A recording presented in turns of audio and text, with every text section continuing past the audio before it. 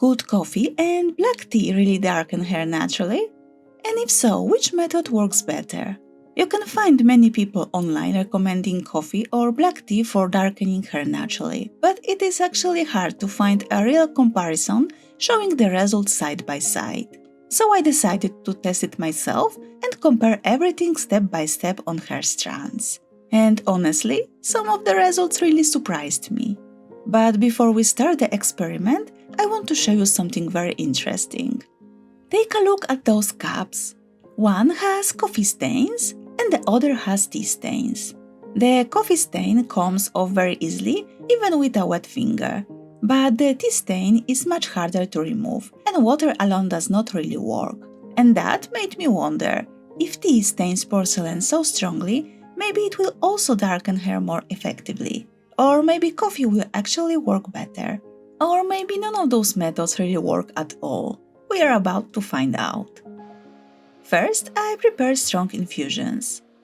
I use loose-leaf black tea and pour boiling water over it. Then I prepare the same amount of ground coffee. I want both mixtures to be very strong because they will act as a natural hair darkening rinses. I leave them to steep for a few minutes. And now we can move on to the most interesting part of the experiment.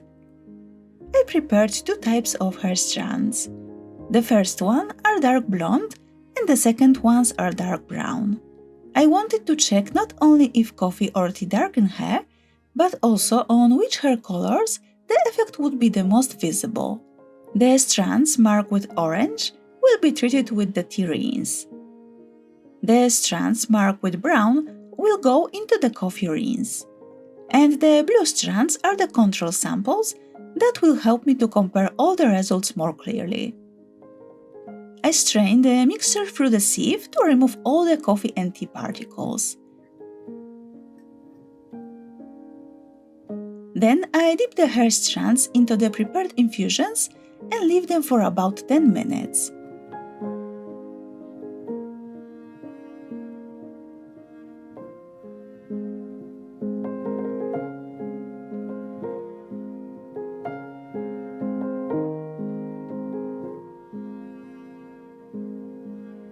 After that, I remove the strands, rinse them with lukewarm water, and leave them to dry completely.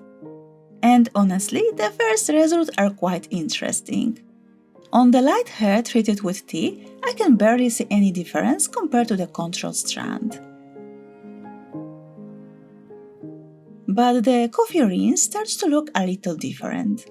The hair seems slightly warmer and more copper toned.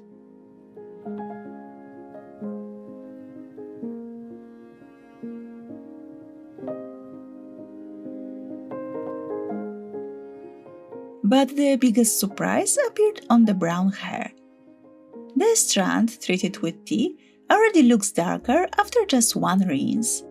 But the hair also became very dull, so at this stage it is hard to say if this is really darkening or just the effect of losing shine.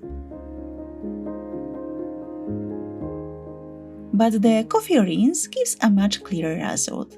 The hair looks darker and deeper in tone, while still staying shiny and smooth to the touch. And remember, this is after only one rinse and after washing the hair with water afterwards. Here you can also see both strands side by side. On the light hair, coffee gives a warmer and slightly copper tone compared to tea. But on the brown hair, the difference is much more noticeable. The coffee strand looks richer and more intense, while the tea strand looks more ashy and very dull. And at this point, I started wondering, what would happen if I did not rinse the hair with water after the coffee and tea? So once again, I dip the strands into the mixtures for about 10 minutes. But this time, I leave them to dry without rinsing. After drying, I carefully brush the hair to remove any small coffee or tea particles. And here the results become even more visible. The tea strand once again looks very dull, especially on the brown hair.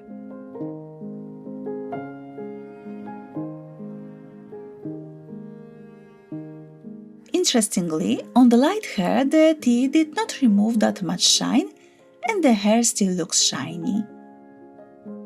When it comes to the color, the light hair treated with tea still looks almost the same as the control sample.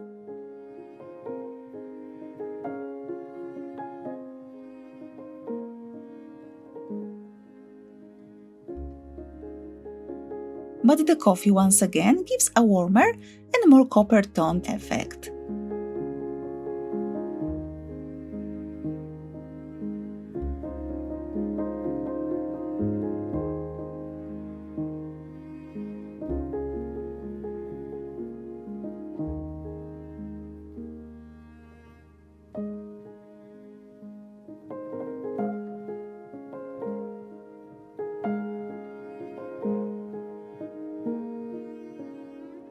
On the brown hair, the difference becomes really obvious.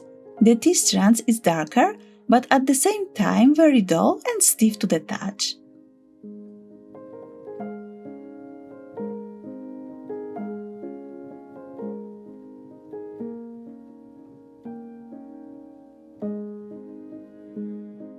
Meanwhile, the coffee gives a much deeper and darker tone, while the hair still stays smooth and shiny.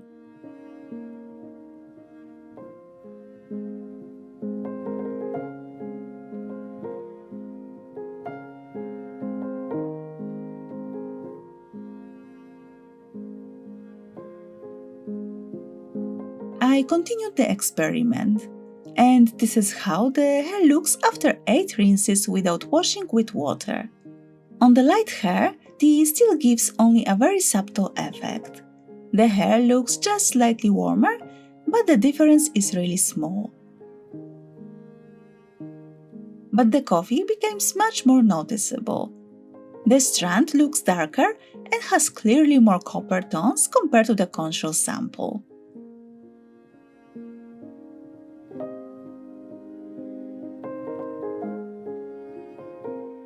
Here you can also see both strands side by side and compare all the hair together.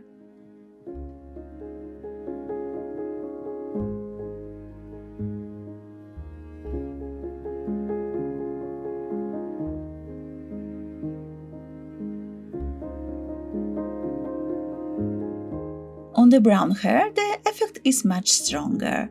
The strands treated with tea are clearly darker, but the dullness is still very noticeable.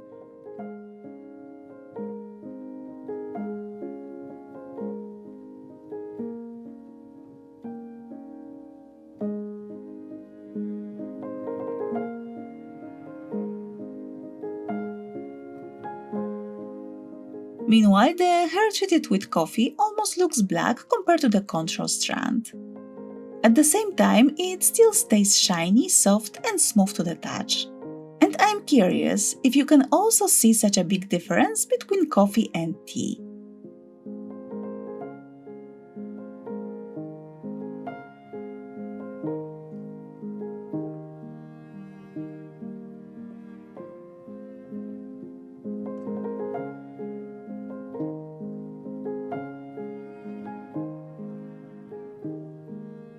At the end, I decided to test how long the result would last.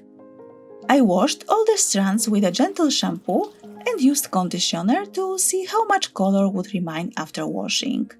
During washing, you can see that a large amount of pigment comes out with the foam, both from the tea and the coffee. But the most important thing is how the hair looks after drying. And once again, there are some very interesting differences. The light hair treated with tea still has a slightly warmer tone than the control strand. The same thing happens with coffee, although here the effect still seems a bit stronger.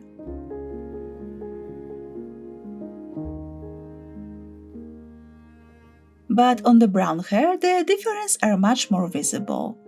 The strand treated with tea still remains darker even after washing. The conditioner brought back some shine, but the hair still looks duller and stiffer than the control strand. The best result definitely comes from coffee. The color is still clearly darker even after washing, and the hair remains shiny, smooth and healthy looking. When all three strands are compared together, you can clearly see the darkening effect from both tea and coffee. However, the coffee gives a deeper and more intense result. This experiment shows that both black tea and coffee really can darken hair, and the effect becomes stronger with regular rinses. But for me, coffee is definitely a winner.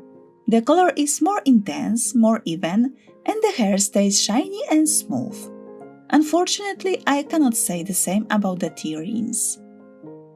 Interestingly, on the light hair, the coffee also gives a slightly warmer and more copper tone.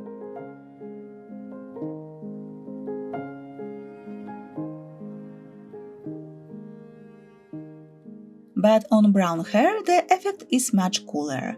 The hair became much darker and looks almost black.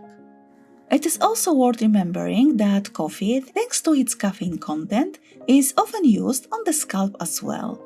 Regular use of coffee rinses might help reduce hair loss, improve scalp circulation, and support hair growth. Let me know in the comments what do you think about the results of this experiment. I would really like to know if you have ever tried coffee or tea rinses on your own hair. Thank you so much for watching, and I will see you in the next video. Bye bye!